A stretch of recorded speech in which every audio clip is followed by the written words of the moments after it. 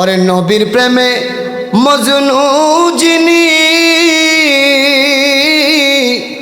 নবীর প্রেমে মজনু যিনি,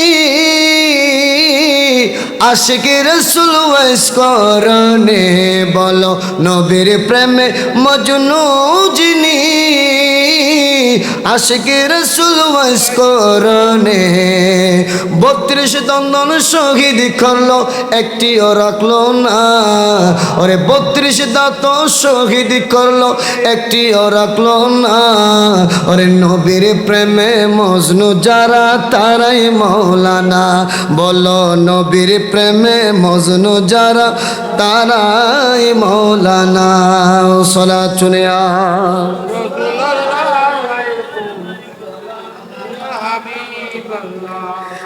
এই জগতের 2 নম্বর মৌলবীরা শুনো, তোমরা তো সহি হাদিস বলো, সহি হাদিস করো। দেখো সহিহুল বুখারী একেবারে 6ষ্ঠ খণ্ড 286 পৃষ্ঠা 3192 নম্বর হাদিস। হযরতে ওমর রাদিয়াল্লাহু তাআলা আনহু থেকে বর্ণিত, তিনি বলেন কামা ফিনা রাসূলুল্লাহ, জোরে বলুন সাল্লাল্লাহু আলাইহি ওয়াসাল্লাম, মাকামান فأخبرنا عن بدء الخلق حتى دخل أهل الجنة منازلهم وأهل النار منازلهم। سبحان الله। حضرت عمر ইসলামের দ্বিতীয় খলিফা ওমর রাদিয়াল্লাহু তাআলা আনহু জানান দিচ্ছে, এ জগতের মানুষ শুনো, একদিন রাসূল পাক সাল্লাল্লাহু আলাইহি ওয়াসাল্লাম এক জায়গায় আমাদের সাথে অবস্থান করলেন। অবস্থান করার সাথে সাথে সেখানে তিনি আমাদেরকে সৃষ্টির সূচনা থেকে খবর দিচ্ছিলেন, সংবাদ দিচ্ছিলেন। সুবহানাল্লাহ বলেন। সৃষ্টির সূচনা থেকে রাসূলুল্লাহ সাল্লাল্লাহু আলাইহি ওয়াসাল্লাম যে সময় খবর দিচ্ছেন সে সময় পর্যন্ত দুনিয়াতে যা কিছু হয়েছে আমার দয়াল নবী সব কিছু সাহাবায়ে কেরামদেরকে জানিয়ে দিচ্ছেন। সুবহানাল্লাহ বলেন।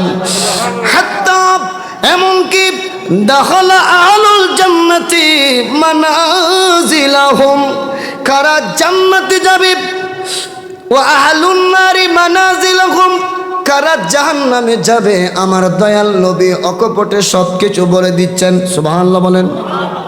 হাফিজা যালিকা মান হাফিজাহু ওয়া নাসিয়াহু মান নাসিয়া, যারা মনে রাখতে পেরেছে মনে রাখছে, যারা মনে রাখতে পারে নাই ভুলে গিয়েছে।